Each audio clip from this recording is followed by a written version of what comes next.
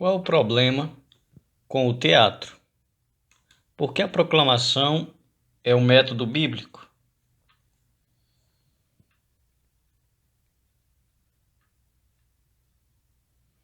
Qual o problema com o teatro? Porque a proclamação é um método bíblico. Peter Master. Certamente, a palavra da cruz é loucura para os que se perdem, mas para nós, que somos salvos, poder de Deus. 1 Coríntios, capítulo 1, versículo 1 ao 18. O meio escolhido e indicado por Deus de comunicar o Evangelho glorioso é a proclamação, ou seja, por meio de palavras.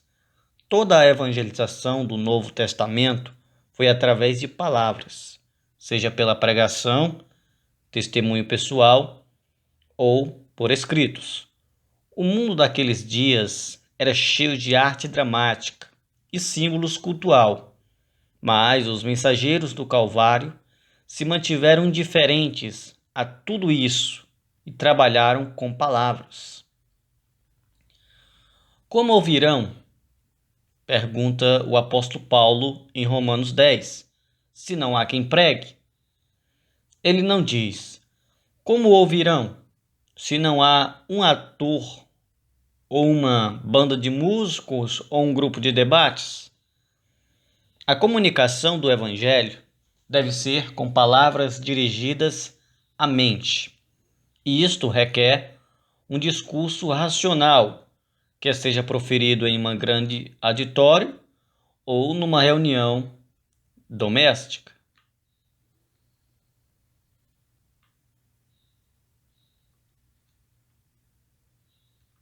O método da proclamação, particularmente a pregação, está sob ataque hoje nos círculos evangélicos.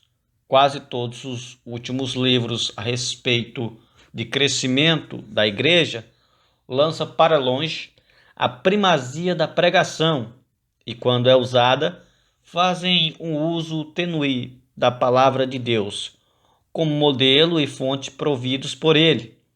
Os promotores dos assim chamados cultos de libertação, embora usem certa medida de pregação, tendem a vê-la apenas como um componente dentro de uma elaborada mistura de métodos. Alguns escritores têm preparado listas de métodos a fim de mostrar a eficiência comparativa de diferentes meios, e a pregação sempre aparece em um último lugar, ou próximo dele. Eles dizem que quando as pessoas são testadas a fim de se saber o quanto elas lembram da pregação, de um debate, de uma representação dramática de peças, de uma apresentação de vídeo, a pregação recebe a menor pontuação num grau de eficiência. É dito que ela vem em último lugar em termos de compreensão, apreensão e força persuasiva.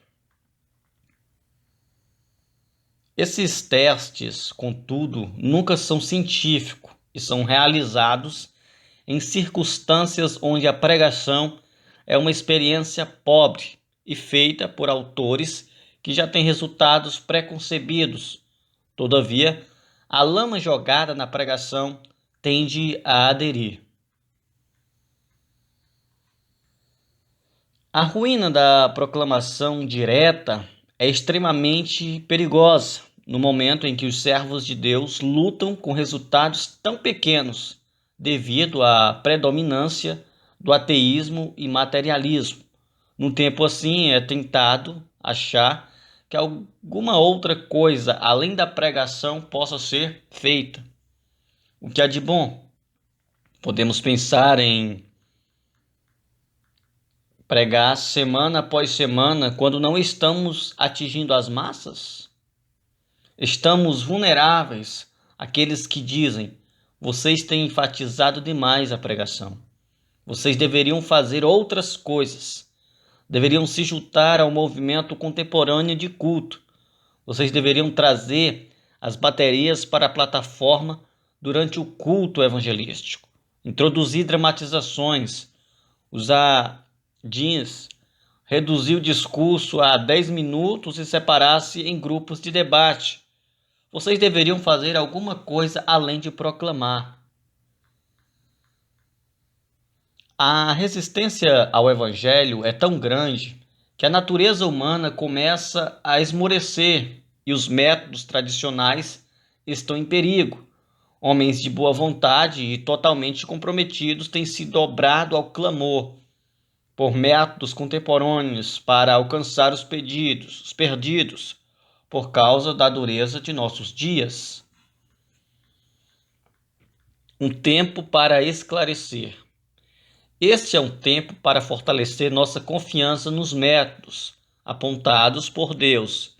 Se o método de propagar o Evangelho não é através da proclamação, não é o que o Senhor ordena e deseja. Isso simplesmente não é bíblico. E certamente, obediência é o dever maior e mais sábio dos servos de Deus. 1 Samuel, capítulo 15, verso 23. Em qualquer época, e especialmente numa época de crescente apostasia, por que deveríamos pensar que o discurso é relativamente inútil e inadequado quando ele tem sido tão poderosamente usado e comprovado por 20 séculos da história da Igreja? Romanos, capítulo 10, versículo 17. Por que os advogados do rock e drama cristãos têm tal visão preconceituosa da palavra falada? Será, talvez, em muitos casos, porque eles não podem pregar e não estão realmente equipados nem são chamados por Deus? Ou porque eles têm seguido um estilo de pregação impróprio? Ou será que estão revelando seus verdadeiros gostos como cristãos mundanos? Ou eles carecem de fé no poder da palavra de Deus quando assistida pelo Espírito Santo?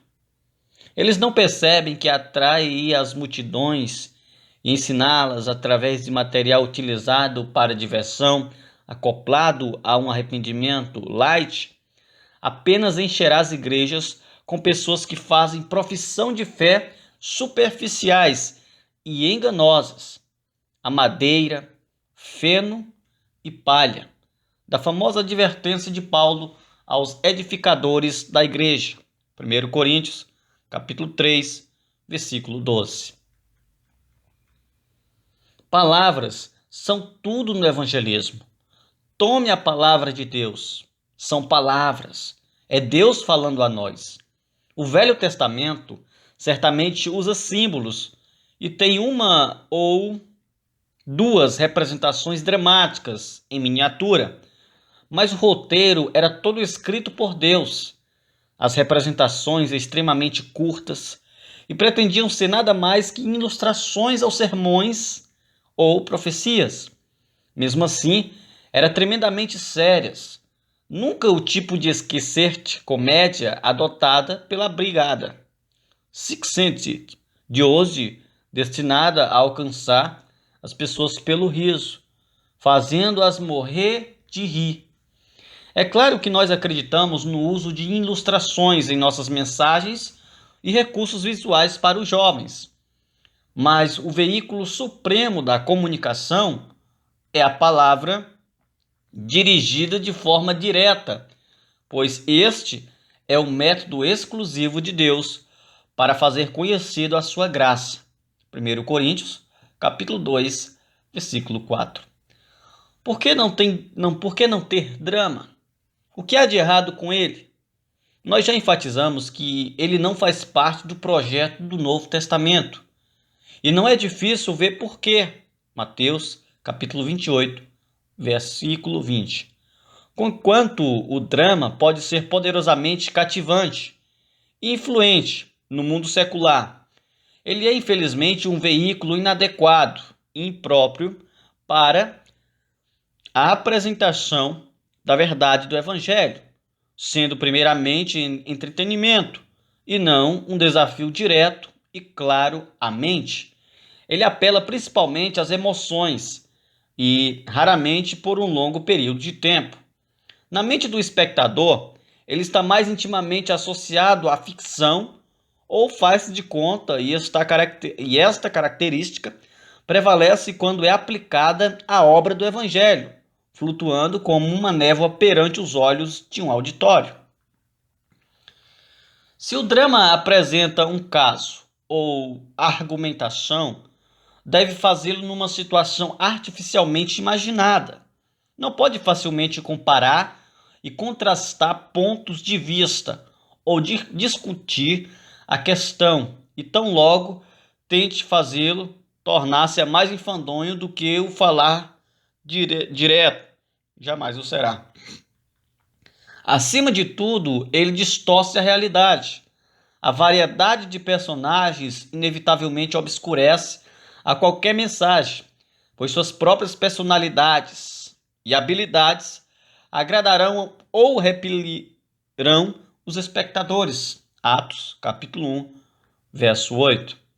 Se estes forem atraídos pelos personagens, inconscientemente estarão dispostos a aprovar seu ponto de vista ou mensagem, o que é meramente uma forma sutil de manipulação emocional e não um apelo verdadeiro à mente. Romanos, capítulo 12, versículo 1. Apenas um mínimo de informação real pode ser transmitido pelo drama, talvez no máximo 2 ou 3 pontos significativos e simples.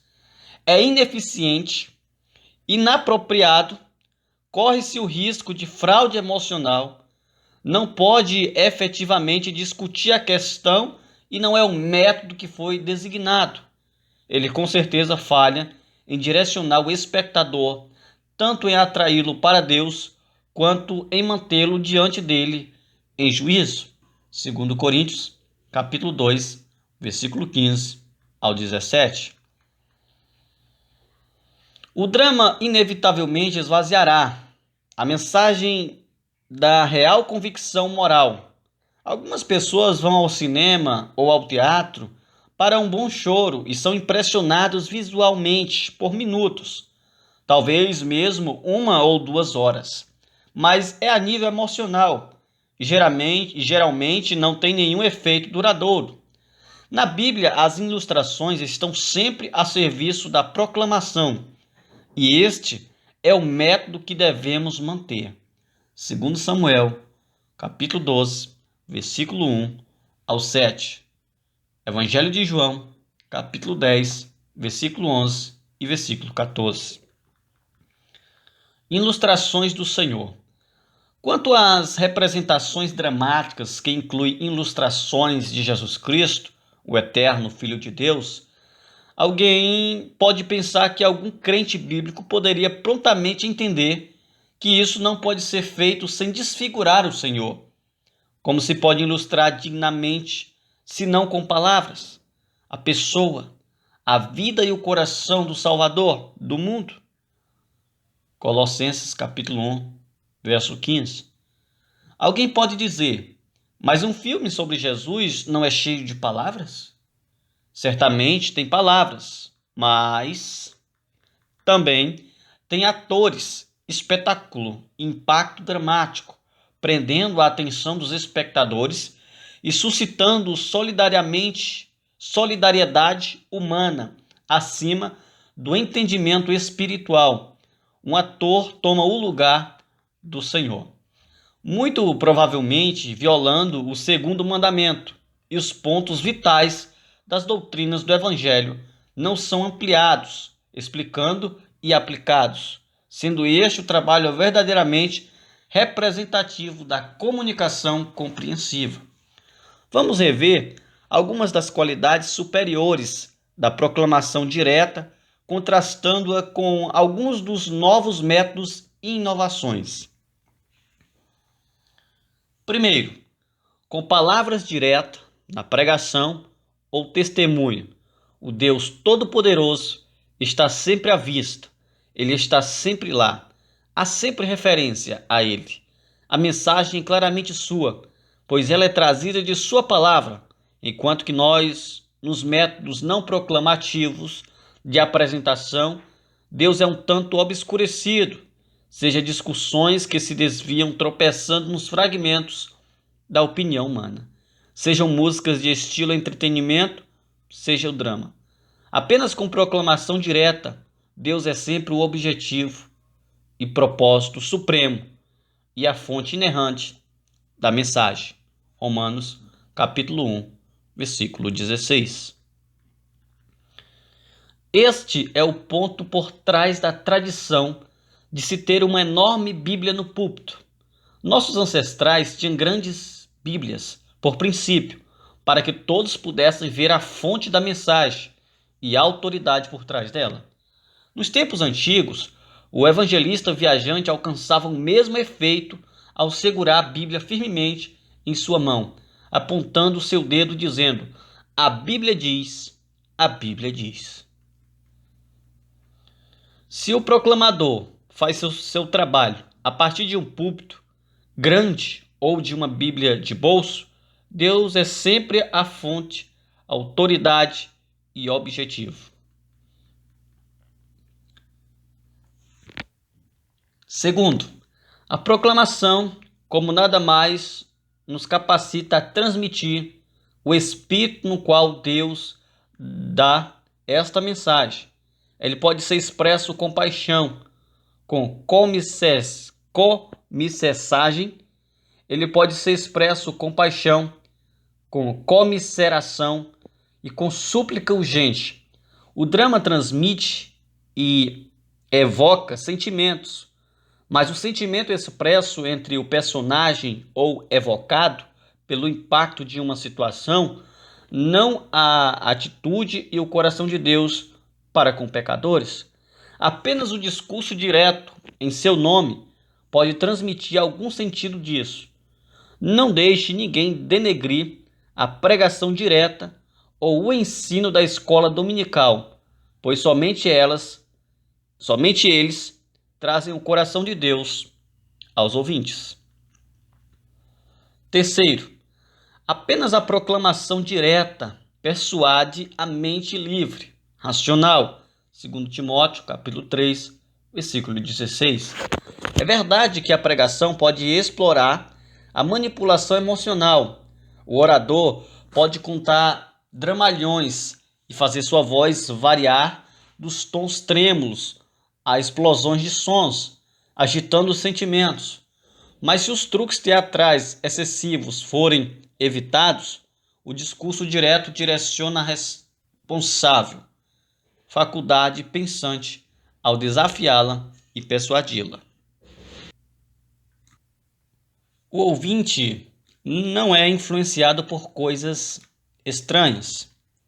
Ele não é hipnotizado sobre o poder da coerção de músicas rítmicas ou projetado em um transe emocional por algo que o move a nível carnal. Ele ouve palavras claras e sua mente, do ponto de vista humano, não está sobre qualquer coerção. Ele ouve uma mensagem clara e expressa com paixão, mas sem manipulação e conforme o mover do Espírito. Sua resposta será genuína. Se ele rejeitar esta mensagem direta, Deus será justo em julgá-lo. Quarto, a proclamação permite para que o tom da comunicação seja correto, de uma ou outra forma. Esta mensagem é séria, é uma questão de vida ou morte. Tem a ver com a eternidade, como nada mais. A pregação pode conseguir o tom certo, a proclamação direta, embora possa ter momentos de humor, fornece autoridade, intrisseca, reverencia a Deus e seriedade. Hebreus, capítulo 12, versículo 29. Nós já observamos que o drama está associado com divertimento e por isso não pode obter o tom certo. Com o drama, o auditório é transportado à região da irrealidade desde o princípio. Com música, estilo, entretenimento, o ouvinte é o consumidor e os cantores, instrumentistas, os artistas, cujo trabalho é agradar. Gálatas, capítulo 1, verso 10. No caso dos grupos de debate, a todo membro é erroneamente conferido o direito de determinar o que é verdade, pois eles são reunidos para ensinar uns aos outros e para chegar à verdade entre si. Eles são a fonte da verdade.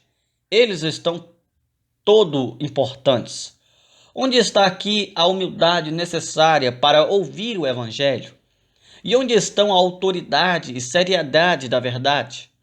Apenas a proclamação possui a capacidade de nos preservá-las. Quinto, estendendo a questão anterior, nada tem poder convincente como a proclamação direta. Esta mensagem é acerca dos grandes assuntos da alma, diz respeito ao reto juízo de Deus e à responsabilidade de uma chance de escape através do seu amor maravilhoso e perdão surpreendente. É sobre grande culpa, profunda necessidade. A proclamação direta, abençoada pelo Espírito, é o veículo exclusivo para prender e convencer a alma. 1 Coríntios, capítulo 1, versículo 21. A metodologia de entretenimento do tipo pega leve e os círculos de cultos de libertação jamais conhecem algo assim.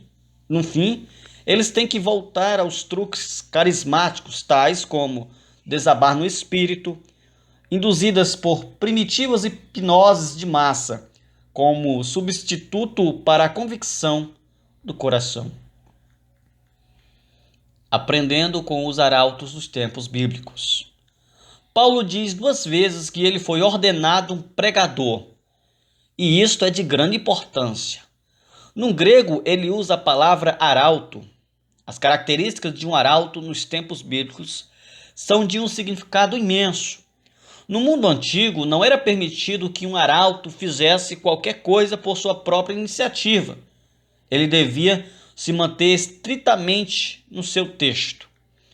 Os arautos eram frequentemente enviados como mensageiros numa guerra a uma capital ou a um campo inimigo, mas eles nunca eram negociadores.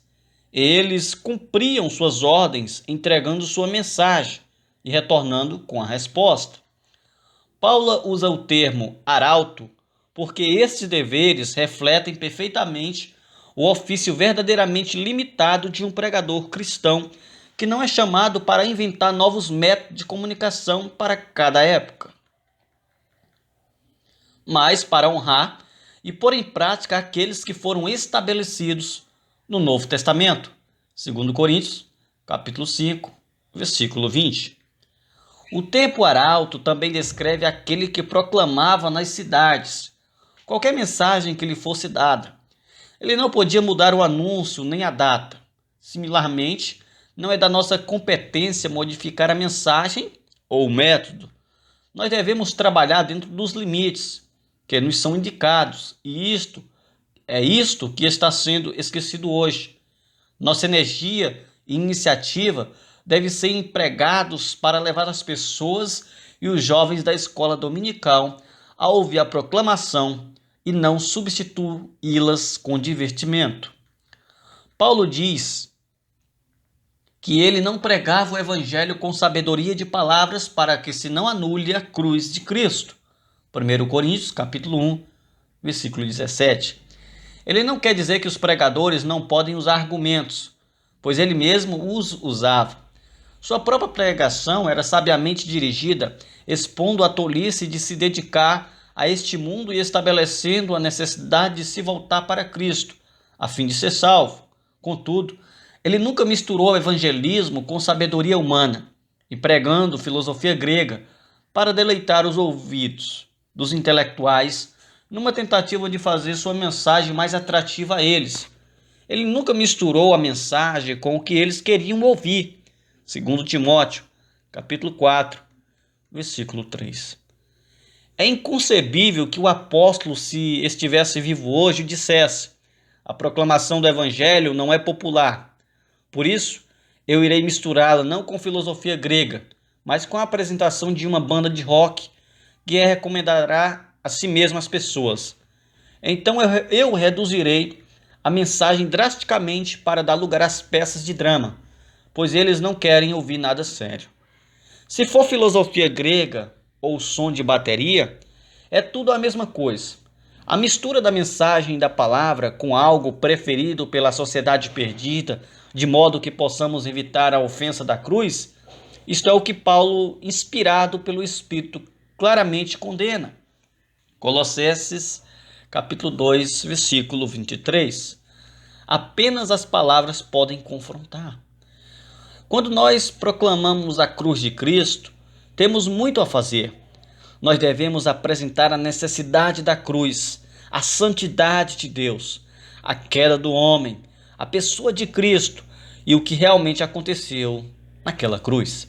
Devemos também expor o vazio e a futilidade de uma vida sem Deus, os benefícios da salvação, os méritos salvíficos exclusivos da cruz e a tragédia de uma eternidade perdida. Atos, capítulo 20, versículo 27. Mas apenas as palavras podem adequadamente explicar estes assuntos a mentes racionais, informando-as dos detalhes e atitudes desafiantes, de modo que o Espírito Santo pode usar. Unicamente palavras podem comunicar, persuadir e advertir de um modo convincente, desafiador e que apela. Apenas as palavras têm o suporte das promessas das Escrituras, de serem instrumentos. Não é possível esse trabalho tão elevado ser feito por meio de diversão musical ou através de peças teatrais, por intermédio da ficção. Nós apelamos aos pregadores e líderes das igrejas que não se rendam às novas experiências de comunicação. 1 Timóteo, capítulo 4, versículo 6. Lembre-se que as pessoas que começaram essas tendências são pessoas que apresentam uma noção mais fraca de convenção e da vida cristã, a fim de reter um grau considerável de mundanismo. Esses evangelistas buscam apenas um estilo de vida, mediocremente são. O que eles promovem é um novo sincretismo. 1 Reis, capítulo 12, versículo 28 ao 33. Deus e as riquezas, Cristo e o mundo. E eles têm provado que isto é extremamente popular. São essas pessoas que inventaram a síndrome da novidade, os métodos e inventos não proclamativos. Não imagine que isso é meramente uma coisa de geração. As tendências de hoje marcam uma divisão deliberada do cristianismo, que chama as pessoas do pecado e mundanismo para uma convenção radical, forjada pelo Espírito Santo. Obreiros cristãos genuínos não devem cair no sistema projetado por obreiros duvidosos. 1 Timóteo, capítulo 4, versículo 16. Encontramos primeiro essas alternativas para a proclamação em grande escala. No fim dos anos 60, quando a Cruzada do Campo lançou seu original 4 leis espirituais, certamente havia obreiros do campo que eram pessoas piedosas e cujos esforços evangelísticos foram bem maiores do que o seu roteiro oficial, mas o roteiro que eles deviam seguir encurtou, lamentavelmente, a mensagem do Evangelho. Divertimento com grandes bandas de músicas brigava com testemunho do tipo showbiz, mensagens ultras curtas, apontando para um desafio a um evangelho tragicamente diminuído. Os leitores podem lembrar, a linha geral, Deus tem um plano maravilhoso para a sua vida. Deus está cheio de sorrisos e pronto para abençoar, mas, diz o roteiro de fato, há apenas um pequeno problema no caminho. Antes que você possa ser abençoado, você precisa tirar do caminho esta pequena questão do arrependimento. Felizmente, isto pode ser feito com uma frase curta. E então você pode seguir adiante para o passo seguinte, que é mais legal. 1 Reis, capítulo 22, versículo 5 a 8. Nós estamos, claro, parodiando a fórmula do campo, mas ele certamente minimizava as questões, não alcançando qualquer convicção real. Isto é, precisamente o que está acontecendo com a maioria daqueles que agora promovem o drama e o divertimento como uma alternativa para o desafio direto da proclamação. Eles não querem o caráter convincente e o poder da mensagem autêntica. Apesar de tudo, o que temos dito sobre a superioridade da proclamação direta, o poder não é inerente, mas é obra do Espírito. O fato de pregarmos não é garantia de bênção, e o apóstolo expressa isso francamente.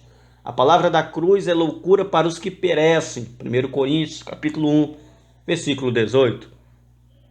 Incontáveis pessoas irão reagir com escárnio.